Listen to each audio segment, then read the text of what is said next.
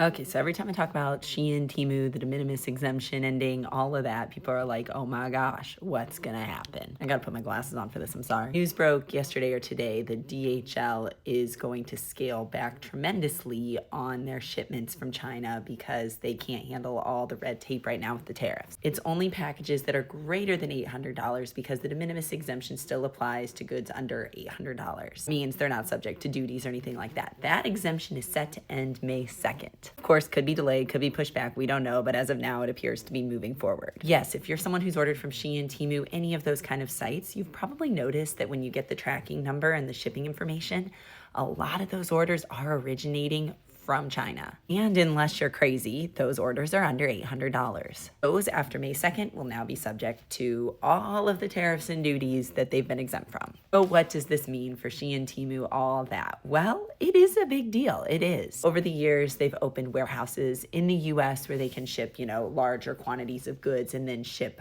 from the warehouse, similar to what Amazon does in most cases. Those products are still going to be subject to the same tariffs as everything else, so it helps, but not really. This is a major disruption of their business plan of super, super, super cheap goods directly to the consumer. It is. There's no doubt about it. They'll have to raise prices. They've already said they're going to have to raise prices. And a lot of people don't want to pay more than, $12 for a somewhat poorly made shirt that came from a questionable source. It'll be interesting to see how they pivot and how Amazon pivots. Now everybody pivots to this. This is a big deal at the end of the day.